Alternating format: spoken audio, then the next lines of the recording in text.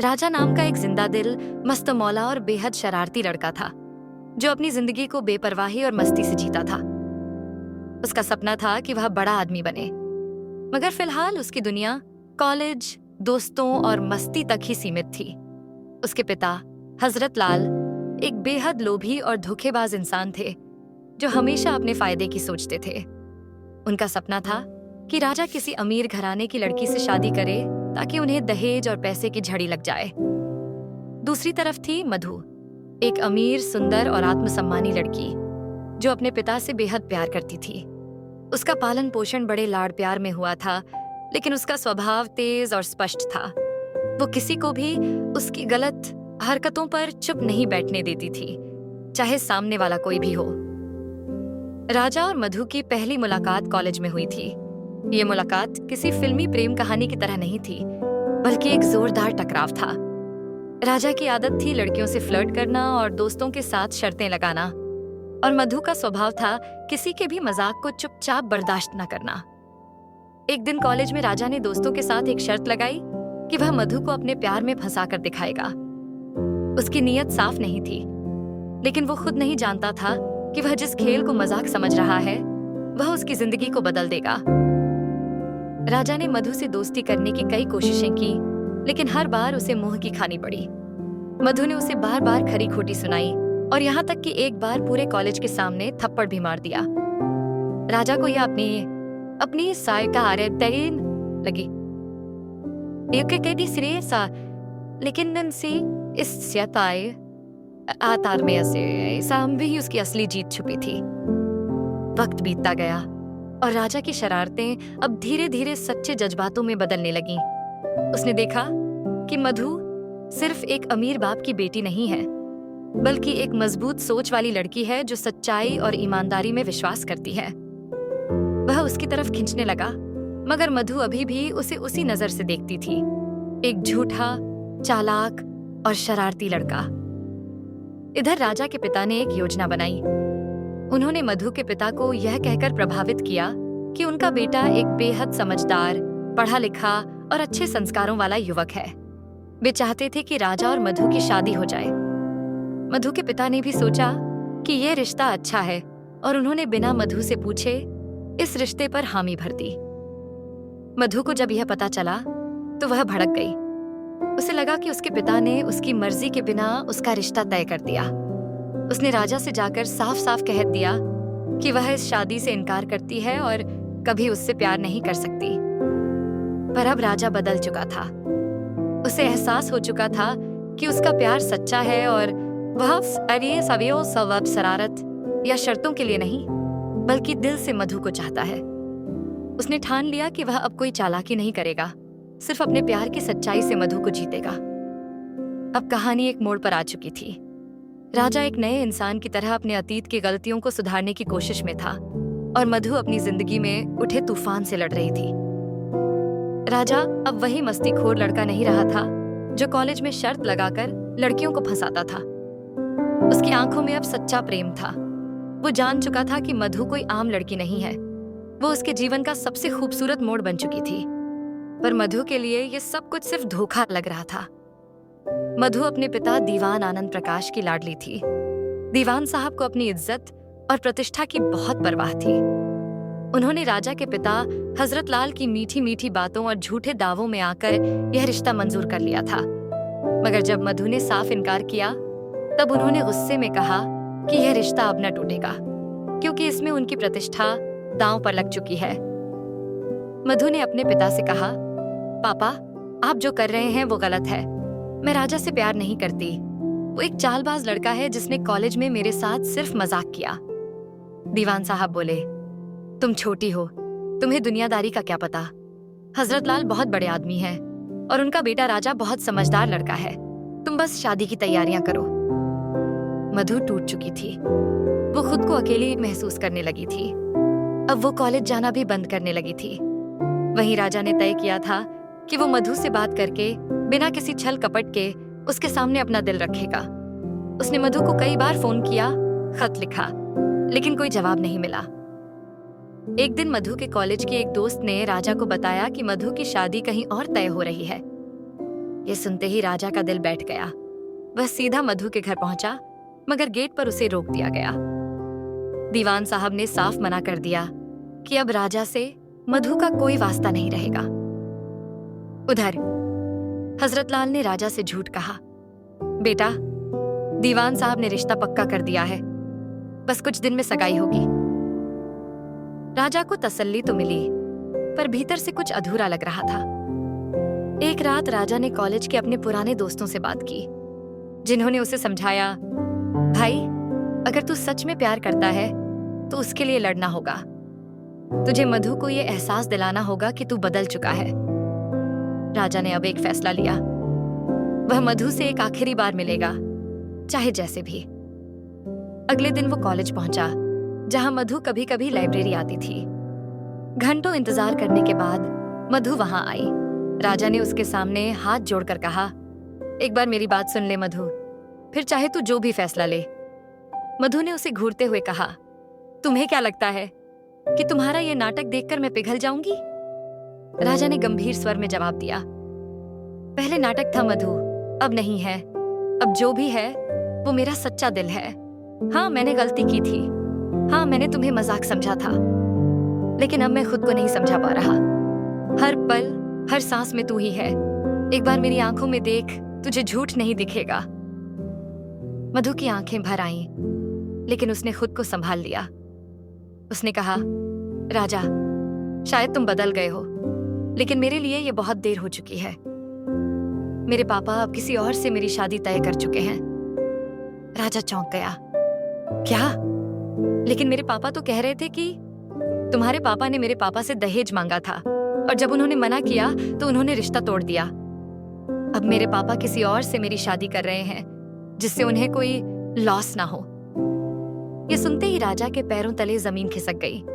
उसे अपने पिता पर गुस्सा भी आया और खुद पर शर्म भी। अब वो जान गया था कि सिर्फ मधु का दिल जीतना काफी नहीं है।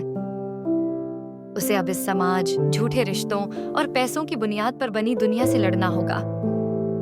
राजा का दिल टूट चुका था। उसे यकीन ही नहीं हो रहा था कि उसके अपने पिता हजरत लाल ने उसकी जिंदगी के सबसे खूबसूरत रिश्ते को सिर्फ पैसे के लिए दांव पर लगा दिया था। राजा ने बचपन से अपने पिता को आदर्श माना था, लेकिन अब उसके सपनों का वह आदर्श चकनाचूर हो गया था। उस रात राजा ने अपने पिता से सीधा सवाल किया, पापा, क्या आपने मधु के पापा से दहेज मांगा था? हजरत लाल ने पहले तो बात को टालने की कोशिश की, लेकिन जब राजा ने जोर दिया तो उन्होंने कहा, तो क्या हुआ? ये दुनिया ऐसे ही चलती है बेटा। पैसे के बिना रिश्ता कोई रिश्ता नहीं होता, और मधु के बाप के पास तो दौलत की नदियां बहती हैं। हमें क्या कमी है जो ऐसे मौके को छोड़ दे? राजा की आंखों में आंसू थे। पापा, आपने मेरी मोहब्बत को सौदे में बदल दिया। आपने मेरे दिल को बेचा है। हजरत लाल ने गुस्से में कहा, तूने क्या किया है जिंदगी में? एक कॉलेज पास करने वाला लड़का है तू, और मेरी वजह से ही तुझे ऐसे रिश्ते मिलते हैं। अब चुपचाप जो कहता हूं वो कर, वरना मेरे घर से निकल जा। राजा ने बिना कुछ कहे अपने कमरे में जाकर सारा सामान बांधा और घर छोड़ दिया। अब राजा का कोई ठिकाना नहीं था। दोस्तों के साथ रहकर उसने खुद को फिर से खड़ा करने का फैसला किया। उसी दौरान उसने एक पार्ट टाइम नौकरी भी शुरू कर दी। एक ढाबे पर बर्तन धोने से लेकर कुरियर डिलीवरी तक जो भी काम मिला करता गया।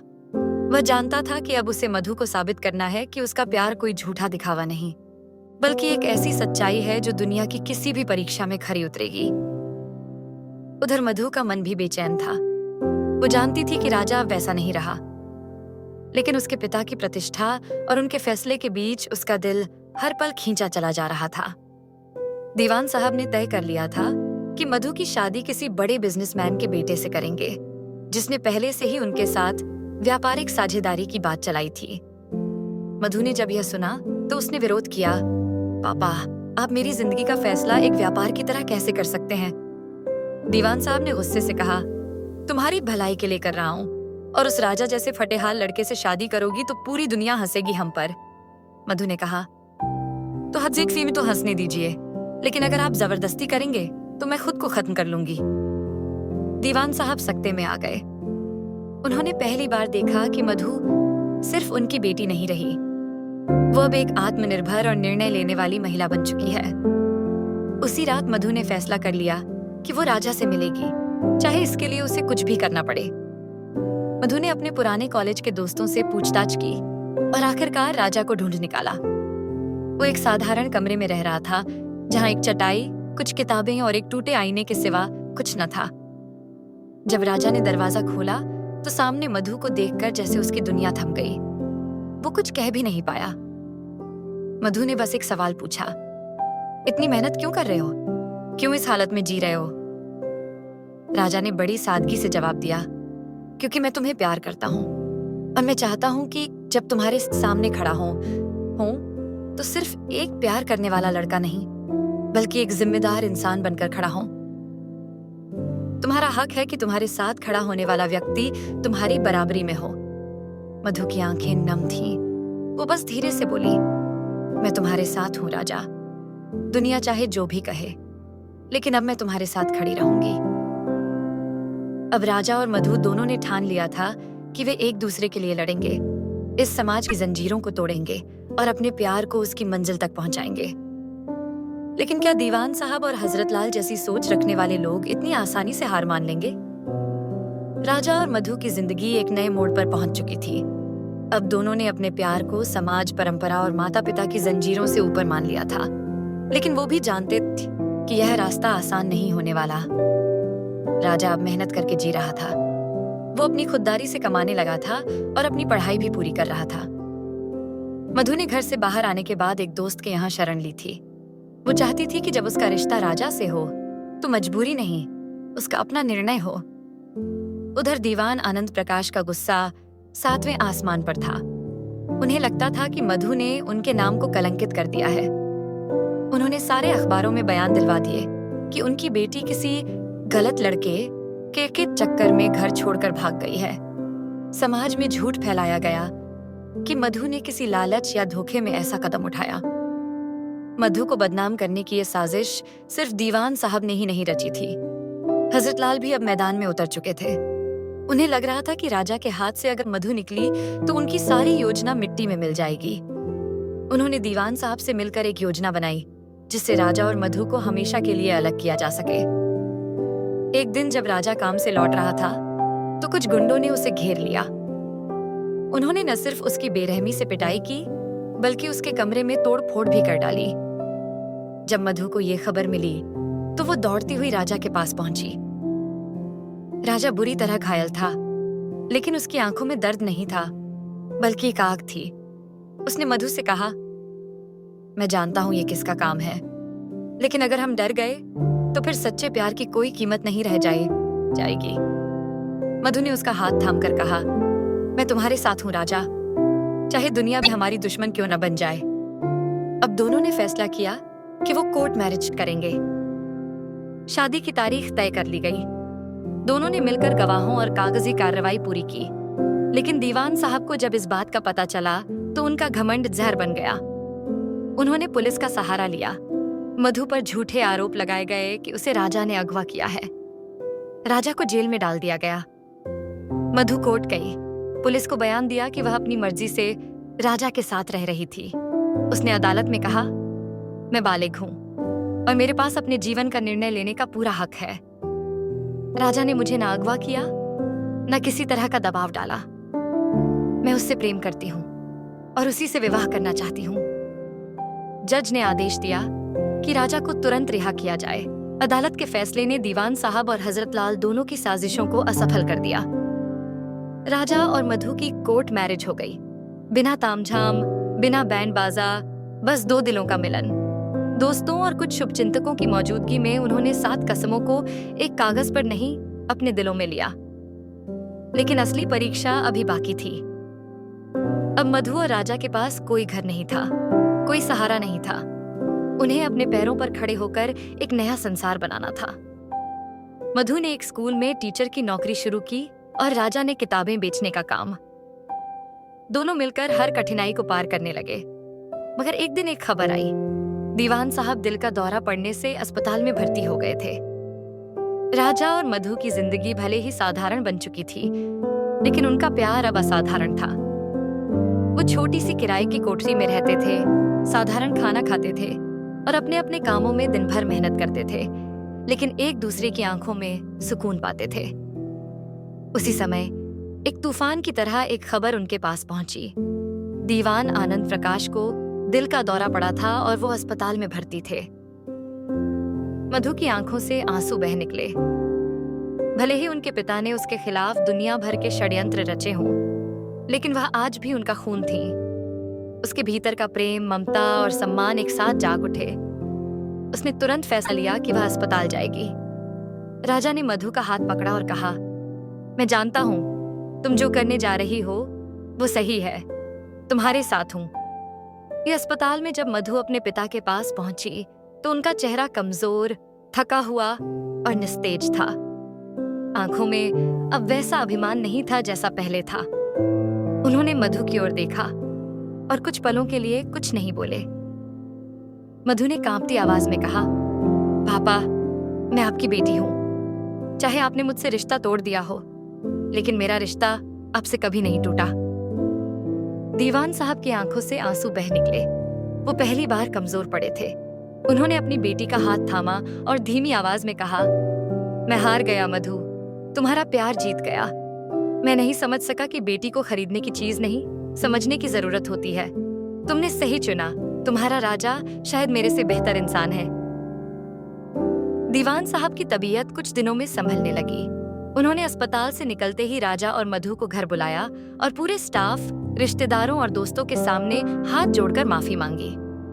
मैंने अपनी बेटी के प्यार को कमजोरी समझा, उन्होंने कहा, लेकिन वह तो मेरी सबसे बड़ी ताकत निकली।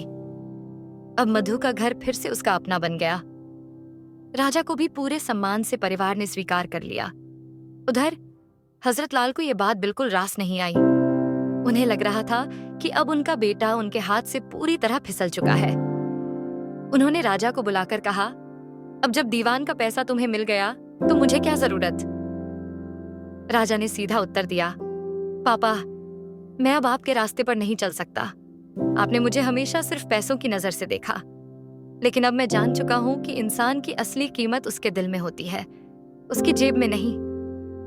राजा ने पहली बार अपने पिता के सामने निडर होकर खड़े होकर कहा, आपने जो किया उसका हिसाब मैं नहीं मांगूंगा, लेकिन अब मैं वो बेटा नहीं रहूंगा जो आपके झूठ और लालच में आंखें मूंदे चलता रहा।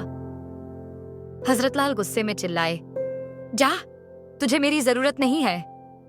राजा ने मुस्कुराकर कहा, शायद नहीं, क्योंकि अब मुझे सिर्फ सच की जरूरत है। अब राजा और मधु ने एक नया जीवन शुरू किया, लेकिन इस बार वो अकेले नहीं थे। मधु के माता पिता उनके साथ थे। एक दिन दीवान साहब ने राजा को बुलाकर कहा, मैं चाहता हूं कि तुम मेरे व्यापार में मेरा हाथ बटाओ। तुम्हारी सोच, तुम्हारा साहस और ईमानदारी मेरे व्यापार को नई ऊंचाइयों तक ले जाएगी। राजा ने विनम्रता से कहा, अगर आप मुझे एक नौकर की तरह नहीं बल्कि एक जिम्मेदार का हिस्सा बनाए तो मुझे खुशी होगी, लेकिन शर्त यह है कि कोई गलत काम नहीं होगा।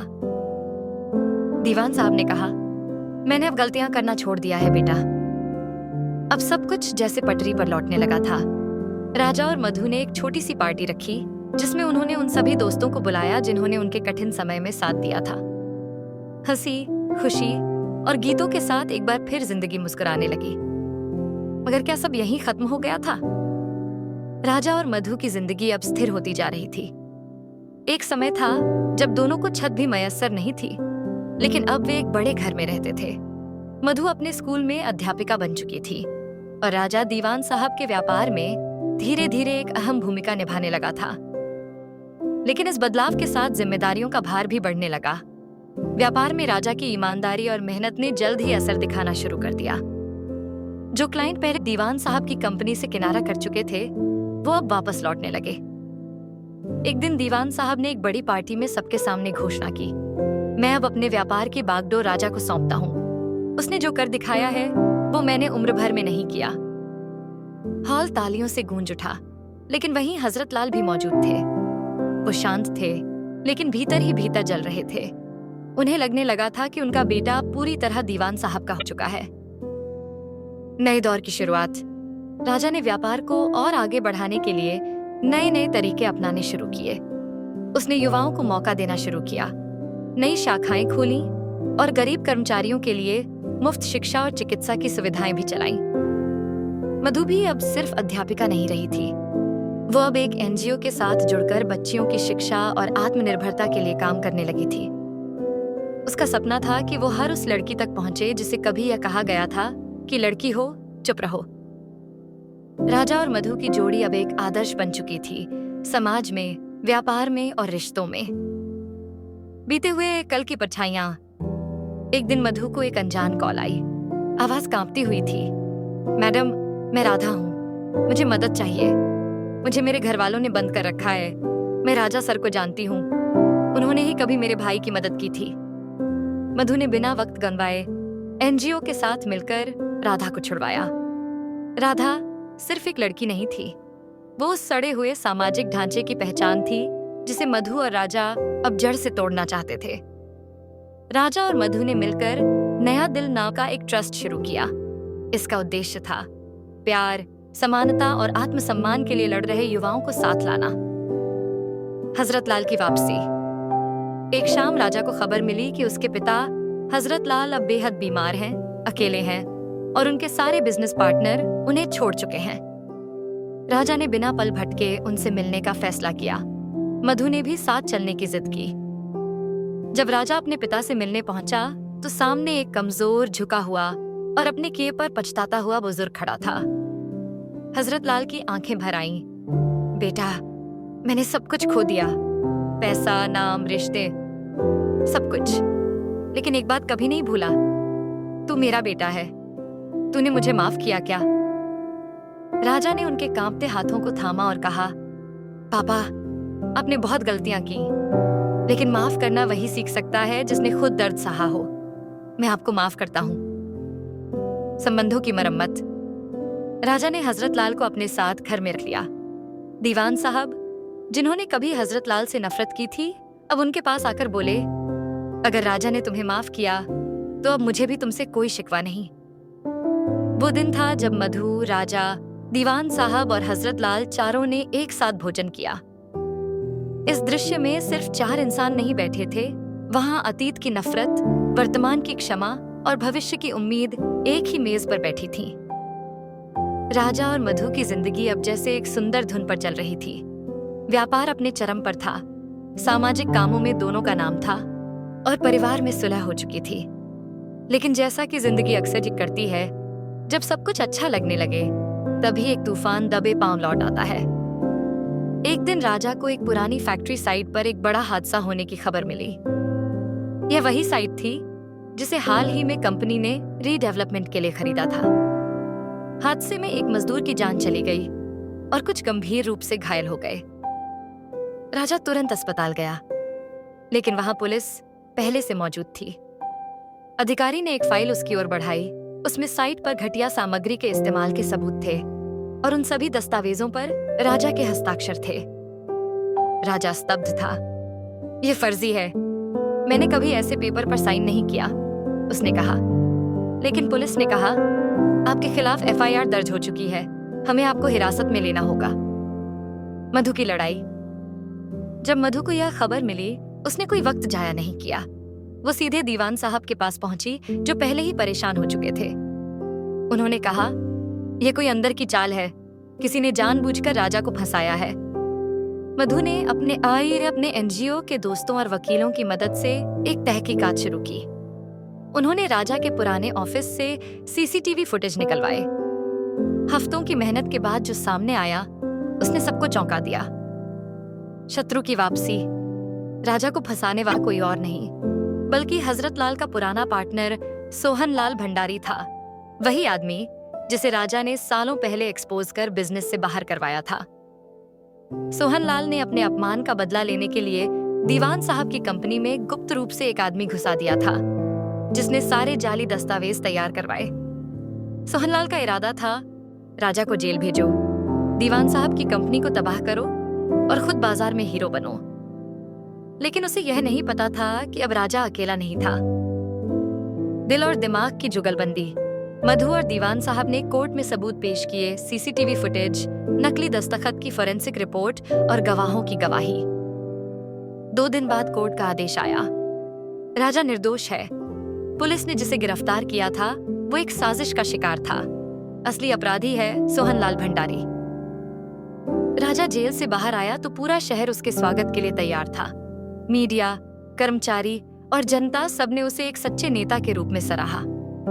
रिश्तों की और भी मजबूती। हजरतलाल इस घटना से बेहद टूट गए थे। उन्होंने बेटे के सिर पर हाथ रखकर कहा, बेटा, तुझसे नफरत करके मैंने खुद को ही हर बार हारा है। तू मेरा गर्व है। दीवान साहब ने सभी के सामने ऐलान किया, अब से यह बिजनेस सिर्फ मेरा नहीं, राजा और मधु दोनों का है। यह हमारी अगली पीढ़ी है, जिन्होंने हमें सिखाया कि ईमानदारी, प्यार और हिम्मत किसी भी साजिश से बड़ी होती है। राजा और मधु की जीत। एक शाम राजा और मधु छत पर बैठे थे। आकाश में चांद हल्के से बादलों में छिपा था। राजा ने मधु की ओर देखा और कहा, हमारी कहानी कोई परियों की नहीं थी, लेकिन फिर भी हमने एक दूसरे का साथ कभी नहीं छोड़ा। मधु मुस्कुराई और बोली, और यही तो हमारी कहानी को सच्चा बनाता है, दिल से दिल तक। राजा और मधु की जिंदगी में जैसे अब बाहर का मौसम स्थायी हो गया था।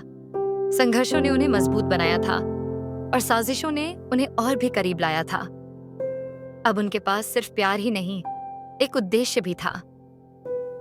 दिल ट्रस्ट को इतना मजबूत बनाना कि कोई भी मजबूर, दुखी या असहाय युवा अकेला न महसूस करे। राजा ने व्यापार की जिम्मेदारियों को संतुलन में रखते हुए अपने ट्रस्ट को अंतर्राष्ट्रीय स्तर पर विस्तार देना शुरू किया। वही ट्रस्ट जो मधु की सोच और राजा के सपने से जन्मा था, अब भारत की सीमाएं लांघने को तैयार था। दिल ट्रस्ट की नई उड़ान। दिल ट्रस्ट अब तक 500 से ज्यादा युवाओं की जिंदगी बदल चुका था। लड़कियां, जिनका बचपन बंधनों में बीता था, अब सशक्त बन रही थीं। लड़के, जिन्हें समाज की रूढ़ियों ने कुचला था, अब आत्मनिर्भर हो रहे थे। एक दिन मधु के पास एक मेल आया। Dear ma'am, your work with Dil Trust has inspired the Global Youth Empowerment Forum, GGYEF. We are inviting you and Mr. Raja. हमें दुनिया ने पहचाना है। यात्रा की तैयारी और परिवार का साथ। दीवान साहब और हजरतलाल दोनों ने पहली बार एक दूसरे की आंखों में गर्व देखा। दीवान बोले, हमने बहुत कुछ खोया था, लेकिन आज ऐसा लग रहा है कि हमारे बच्चों ने सब कुछ लौटा दिया। राजा और मधु की लंदन यात्रा के लिए पूरा परिवार साथ खड़ा था। मधु ने अपनी साड़ी खुद डिजाइन की, क्योंकि वो भारत की संस्कृति को गर्व से पहनना चाहती थी। राजा ने साधारण सूट पहना, लेकिन उसकी आंखों में आत्मविश्वास एक सम्राट का था। लंदन में दिल की गूंज। जब राजा और मधु मंच पर पहुंचे, पूरा सभागार तालियों से गूंज उठा। उन्होंने अपनी कहानी बताई, कैसे एक झूठे अहंकार से शुरू हुआ संघर्ष प्यार में बदला, फिर सच्चाई और सेवा की मिसाल बना। राजा ने मंच पर कहा, हमने प्यार किया तो दुनिया ने हमें रोका, हमने जिद की तो दुनिया ने हमें गिराया, लेकिन जब हमने सब कुछ भूलकर लोगों के लिए जीना शुरू किया, तब दुनिया ने हमें अपनाया। पूरे सभागार में खड़े होकर लोगों ने तालियां बजाईं। मीडिया में हेडलाइन बनी, from lovers to leaders, the journey of दिल ट्रस्ट। नए प्रस्ताव और नई चुनौतियां। कॉन्फ्रेंस के बाद एक ब्रिटिश चैरिटी संस्था ने राजा और मधु से मुलाकात की। उन्होंने प्रस्ताव रखा, हम चाहते हैं कि दिल ट्रस्ट का यूरोपियन चैप्टर शुरू हो, जिसमें हम आपकी सोच को यहाँ लागू करें। राजा ने मुस्कुराकर कहा, हम सिर्फ भारत के लिए नहीं, इंसानियत के लिए काम करना चाहते हैं। दिल की भाषा सीमाओं की मोहताज नहीं होती। मधु की आंखों का सपना। लंदन के टेम्स नदी किनारे खड़े होकर मधु ने राजा से कहा, राजा, क्या तुम्हें कभी डर नहीं लगा था कि हम कहीं हार न जाएं? राजा ने उसका हाथ थामा और बोला, डर तो था, लेकिन तुम थी ना, इसलिए कभी झुकना नहीं पड़ा। दोनों की आंखों में अब सिर्फ सपने नहीं थे, बल्कि उन सपनों को पूरा करने का जुनून था। भारत वापसी और सम्मान। भारत लौटते ही एयरपोर्ट पर मीडिया, ट्रस्ट के बच्चे और हजारों समर्थकों ने उनका स्वागत किया।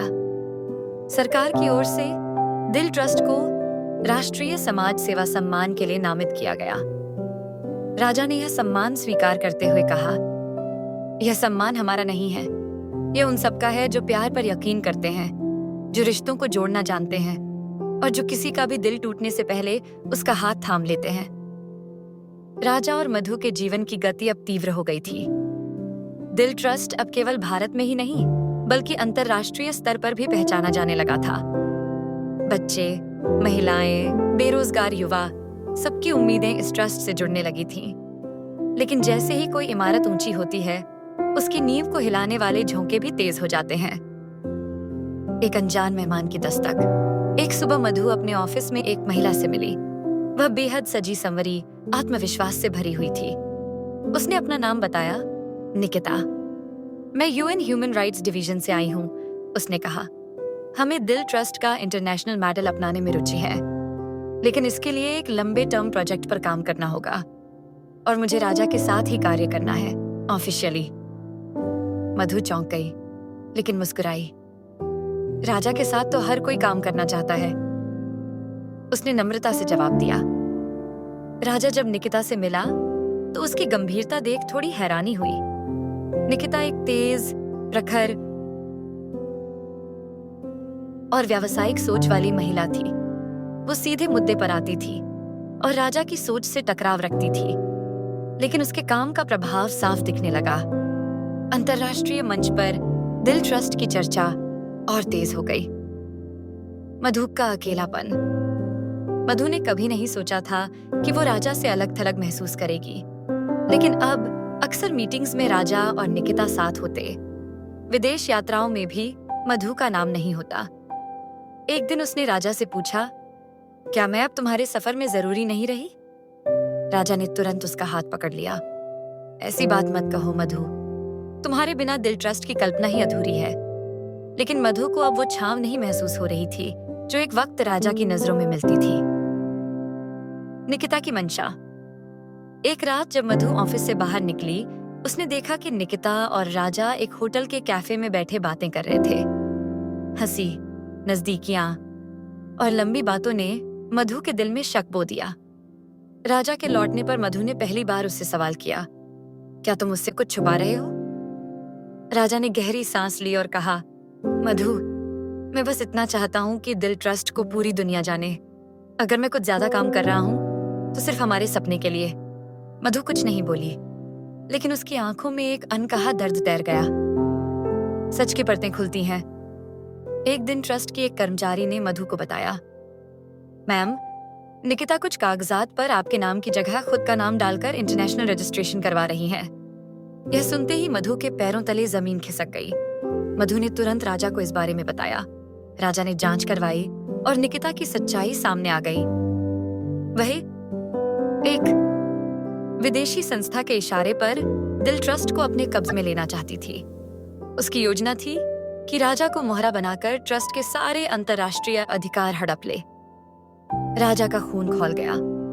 उसने निकिता को ऑफिस बुलाया और कहा, तुमने मेरे दिल की जमीन पर धोखे का बीज बोने की कोशिश की, लेकिन यह दिल बेईमानी नहीं सहता। निकिता चुपचाप ऑफिस से चली गई, लेकिन जाते जाते एक बात कह गई, राजा, तुम्हें क्या लगता है दुनिया सिर्फ आदर्शों से चलती है? एक दिन तुम्हें भी समझ आएगा कि जीतने के लिए दिल से ज्यादा दिमाग चाहिए। राजा ने मुस्कुराते हुए कहा, तभी तो मधु मेरी जीत है, क्योंकि उसमें दिल भी है और समझ भी। रिश्तों की मरम्मत। उस रात राजा ने मधु से माफी मांगी। मैंने तुमसे दूरी नहीं बनाई थी मधु, मैं बस इतना उलझ गया था कि तुम्हारे एहसासों की परतें पढ़ नहीं पाया। मधु की आंखों से आंसू निकले, लेकिन होठों पर मुस्कान थी। कभी कभी जो सबसे करीब होता है उसकी आहट भी सुनाई नहीं देती, लेकिन जब वो थाम ले तो सारा डर मिट जाता है। दिल की नई शुरुआत। अब ट्रस्ट की अंतर्राष्ट्रीय शाखा का प्रमुख मधु को बनाया गया। राजा ने खुद मंच से ऐलान किया, दिल की आत्मा मधु है और मैं उसका सबसे पहला अनुयायी। पूरे सभागार में तालियों की गूंज थी। राजा और मधु की जिंदगी अब फिर से अपने संतुलन में लौट चुकी थी। दिल ट्रस्ट अब न केवल भारत में बल्कि विश्व स्तर पर बदलाव की मिसाल बन चुका था। बच्चों की शिक्षा, महिलाओं की सुरक्षा और युवाओं को रोजगार देने में ट्रस्ट का योगदान देश भर में सराहा जाने लगा। सरकार ने घोषणा की कि इस साल राष्ट्रीय सेवा रत्न पुरस्कार और मधु को ही का संयुक्त रूप से दिया जाएगा। देश के सबसे बड़े सामाजिक सम्मान के रूप में। पूरा देश गर्व महसूस कर रहा था। लेकिन जैसे हर कहानी में एक अंतिम मोड़ होता है, वैसे ही इस कहानी में भी एक ऐसा रहस्य सामने आया जिसने राजा की जिंदगी को हिलाकर रख दिया। एक रहस्य का खुलासा। पुरस्कार समारोह से कुछ दिन पहले एक वृद्ध महिला ट्रस्ट के गेट पर आई। उसके हाथ में एक पुराना धुंधला सा लिफाफा था। उसने कहा, मुझे राजा से मिलना है, वो मेरा बेटा है। यह सुन सब हैरान रह गए।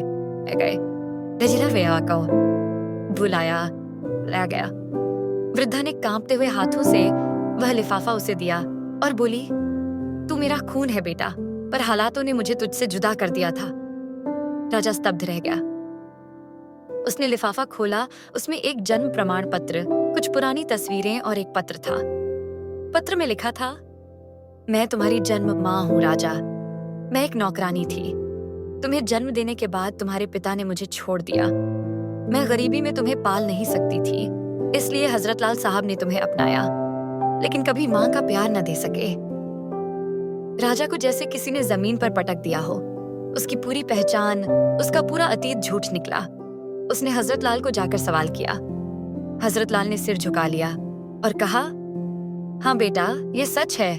तुम मेरे नहीं, पर किसी और के बेटे हो। लेकिन जिस दिन से तुम्हें गोद लिया, मैंने तुम्हें अपने खून से ज्यादा चाहा। बस अपने डर और अहंकार में कभी स्वीकार नहीं कर पाया। मधु का सहारा। राजा पूरी तरह से टूट चुका था। उसे लगा जैसे उसकी जमीन खिसक चुकी हो। मधु ने उसके पास आकर कहा, राजा, खून से नहीं, कर्मों से पहचान बनती है। तुमने जो इंसानियत के लिए किया है, वो तुम्हारी असली पहचान है। माँ का प्यार तुम्हें मिल गया और पिता का सम्मान भी। अब बस अपने दिल को माफ कर दो। राजा ने अपनी जन्म माँ को गले लगाया। वर्षों का दर्द, पीड़ा और खालीपन आंसुओं में बह गया। पुरस्कार समारोह। राजा और मधु दोनों को राष्ट्रपति भवन में बुलाया गया। राष्ट्रपति ने कहा, आज हम एक ऐसे युगल को सम्मानित कर रहे हैं जिनका नाम अब प्रेरणा का प्रतीक बन चुका है। दिल ट्रस्ट के संस्थापक श्री राजा और श्रीमती मधु। तालियों की गूंज में राजा ने मंच पर आकर कहा, मुझे आज दो माँओं का आशीर्वाद मिला है, एक जिसने मुझे जन्म दिया और एक जिसने मुझे पहचान दी।